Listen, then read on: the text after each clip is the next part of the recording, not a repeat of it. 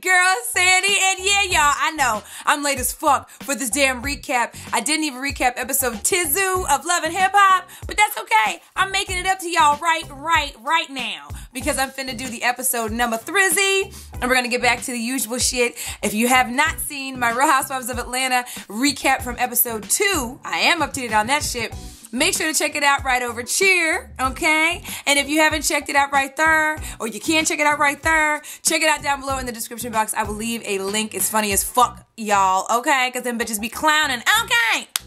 So, time to get started on Love and Hip Hop, episode 3. So we start off with Mr. Rich Dollars and Peter Panko Breadcrumbs, whatever the fuck. They're in a bar and they talking about some shit. This is right after, you know, in episode Tizu, Peter Gunz done kept Amino, whatever, from going up in Yandy's party for K. Michelle where Tara was at, okay? So, we're sitting there listening to them talk about some shit and Peter's just got his head all down and shit, looking like Willie Lump, talking about how he's got to tell Tara what's going on, that he done married Amina after knowing the bitch for a motherfucking year. So, what I found so motherfucking funny about this shit is this motherfucker got his head down looking like Willie Lump, all sad and depressed and shit because he's got to go tell Tara about this marital situation he done put himself into with this amino acid bitch. And you known Tara for 8 million years, but you knew amino acids for a motherfucking year and your ass decides to get married to the motherfucker. And now you all sad and depressed because you worried Tara's gonna leave with the kids. Motherfucker, why didn't you think of that shit when you done married the bitch?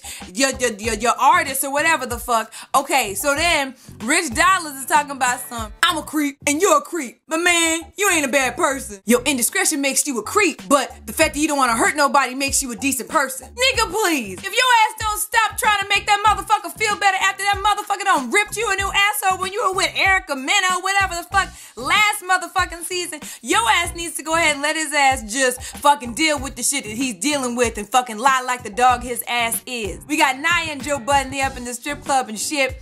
Now, real quick, couple quick things. Nia is stacked like a motherfucker. Like, I'm like, what the fuck? Like, ass, titties for days. But anyway, I digress. They get together and they talk about, you know, business moves, you know, because she's, you know, trying to pursue the whole rap shit. And Nia is talking about how she told Erica Mena she, you know, wanted to collab with her on some kind of record situation, you know, get on a track with her or whatever. And Joe Budden's like, a novice helping a novice gets you nowhere. I totally agree with, like, I don't know why the fuck anybody would want to do any kind of business with Erica Mena, but whatever. She seems like, you know, she's got some shit popping and shit. She's about to, do some other shit with some other motherfucking rappers in the rap game. She done opened for Kendrick Lamar. She got some shit going on. So why would you want to downgrade your shit down to working with Erica Mena of all people who ain't got no kind of shit going on whatsoever motherfucking ever outside of a book and some big ass titties and a bigger ass. By the way, honestly, even if there was some additional conversation being had between the two of the motherfuckers, all I could focus on was the ass that was clapping in the back. It was clapping in the background. Clapping in the back. Y'all didn't see the clapping ass. It was doing this.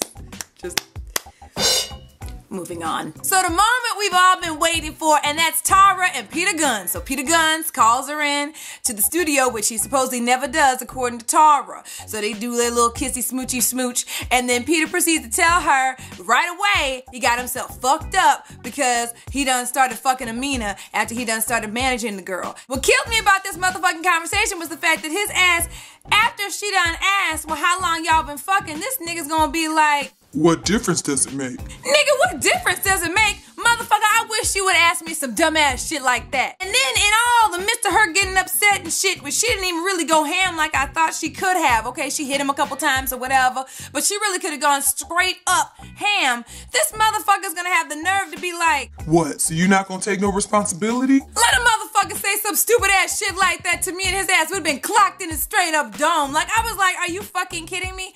And then after all of that shit, the motherfucker still didn't tell Tara that his ass is married to the bitch. So we move on to Miss Erica Jean, okay? So we got a couple newbies up and through this motherfucker. Episode 2 introduced a few. So we had, Nia earlier, then we had Erica Jean and Saigon, which if any of you guys watched, Entourage or whatever, it's Juice's favorite show.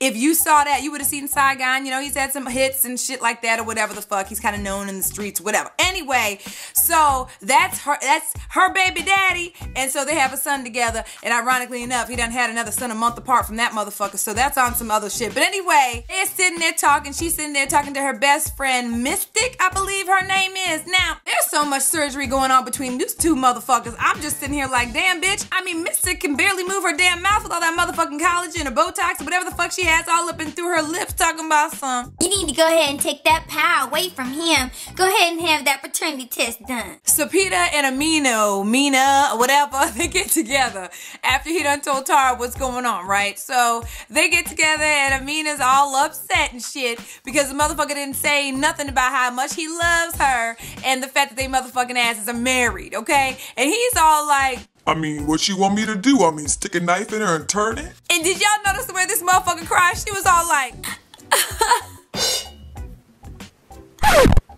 this motherfucking Amina has some motherfucking conscious teeth. You know, y'all know Conscious.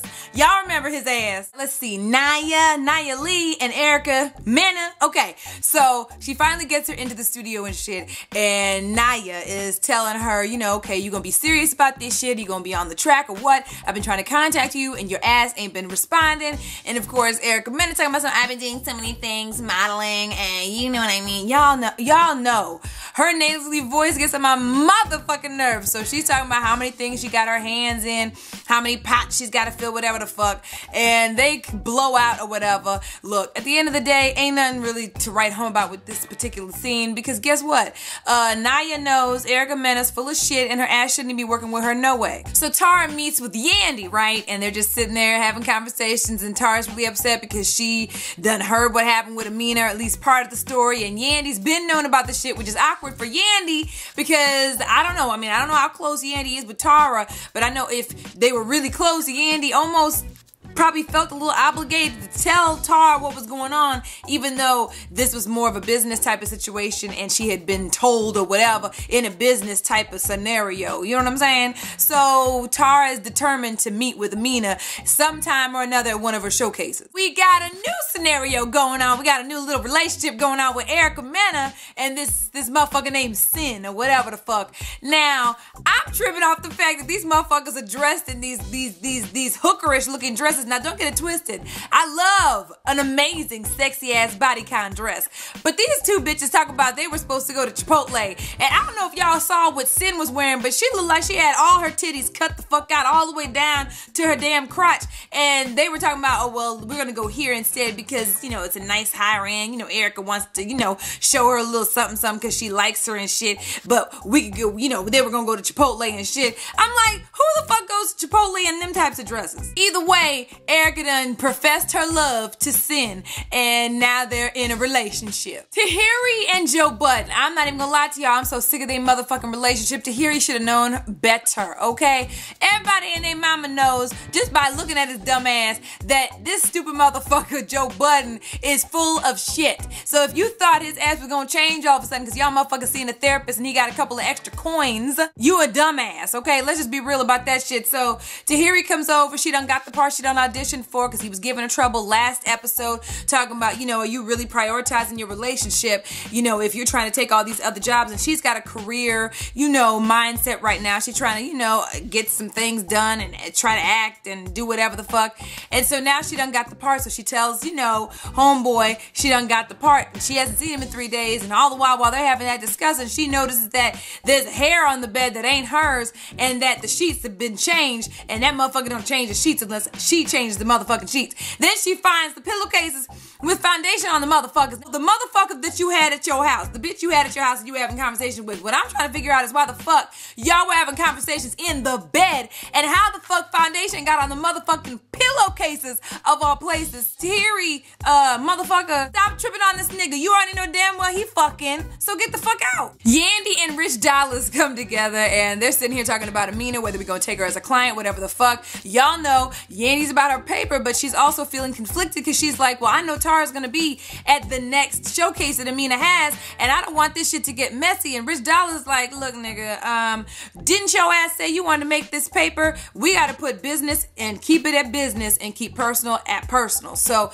they decide they're gonna go ahead and pursue Amina, and that, you know, if she goes anywhere, you know, if Yandy goes anywhere or whatever, she's gonna let Tara know she's gonna be at whatever showcase Amina's at. I guess side Saigon went ahead, got himself a little paternity test. They're gonna take the paternity test because he's worried about B. My thing is, how you gonna take a paternity test 20 years later? Like, this motherfucker's child is grown as fuck. He could have taken that shit a long ass time ago if you had any doubt. You done built a relationship with this child and all this shit. And you gonna show that child's face on national TV talking about you don't really believe that could possibly be your son, but let's check to make sure, or whatever the fuck. You just want to make sure that's your child. Like, who the fuck does that? You don't think that shit's gonna come back up as he grows older? These niggas on some other shit. Erica Mena and Rich Dollaz, they get together. There was like a whole bunch of just bullshit ass scenes in this damn episode. I felt that like they were like trying to fill some fucking gaps and shit to make it an hour show. But anyway, Erica Mena and Rich Dollaz, they get together and shit, and she's talking about the projects that she done had. Now, I don't know if y'all saw that when she walked the fuck in. Y'all know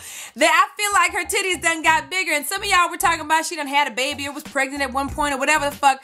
But I swear this bitch tries to put her big ass, floppy ass titties in the most inappropriate tops on the planet, and then doesn't wear a motherfucking bra. So she walked in with this tube top where her titties were just jangling in the fucking wind and shit, looking all flat as fucking pancakes and shit, trying to breathe for air. I'm like, get a motherfucking bra. The scene everybody's been waiting on, right? Because that's what we saw in the motherfucking preview last episode. So Yandy and Rich Dollaz are at Amina Acid's fucking show or whatever. They're sitting down having their little conversations. What we gonna do with the girl and da da da da da. And Amina comes over. Tara walks in, and Rich Dollaz was like, yeah, you want me to get up? You want this seat? I got you, boo boo. I'm a gentleman. Look, he moved out the way and Tara sits her ass down. So now we got Amina Acid and Tara finna have a conversation about whatever the fuck that happened. Now Amino sitting there talking about, I love him. And Tara's like, bitch, don't you know he has a motherfucking family? Don't your ass know he's been living with me, been riding with me for 13 years? This motherfucker got 2 sons. And then, of course, Amino talking about how she knew about one son and then didn't know about the other son until 3 months later. I'm like, who the fuck? How Peter done got in both these bitches' heads for this long or whatever, but whatever. Anyway, so Amina is still trying to say the two of them love each other, because right now Tara supposedly doesn't know that they motherfucking asses is married. And Amina's like, look, I'm gonna show you that he loves me. I can prove it. And Tara's like, all right, bitch, I'm ready, bitch. Let me know what's up. Show me the proof, bitch. And then the shit goes down. Then she put her driver's license on the motherfucking table talking about she's his wife and ain't nothing faker than that. Boy, Tara's ass was like, boop, boop. It was a wrap. I knew that was coming. This is the messiest ass show ever. And I know a few of you guys hit me up and asked me if I saw the Peter Gunz interview or heard the Peter Gunz or saw the Peter Gunz interview with Sway. I saw all that shit right after I put the recap from the first episode. So we know what the fuck he did the shit for and the show for, whatever. I mean, he was like, I was messy, but shit, I was straight up 3 months behind on my rent. So it is what it is. I do have a couple questions. One, where the fuck is K. Michelle? She's made 2 minutes of appearances in the entire 3 episodes we done seen. Number 2, for you having 2 motherfucking bitches, you can't control neither one of them bitches? I mean, for real?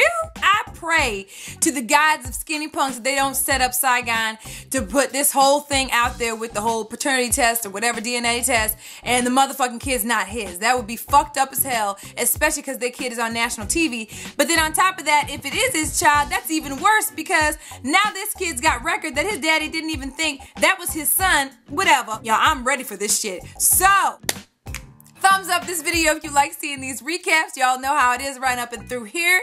And expect another video for Love and Hip Hop as well as Real Housewives of Atlanta in the next few days when the new episodes come out. You already know how we do. Comment down below. Let me know what you guys think of everything that you guys saw in this episode, last episode, whatever the fuck. Let me know what's good, and you already know what to do. As always, follow me on Twitter, twitter.com/SocialiteSandy. Hit me up on my Facebook fan page and Pinterest. Those links are down below. Hit me up on my blog, TheSocialiteLife.blogspot.com, and on Instagram at SocialiteSandy. And you already know I love y'all, and I will see y'all in the next video. Love y'all. Bye. That shit, my thing is tied at the end of the day. Look, no.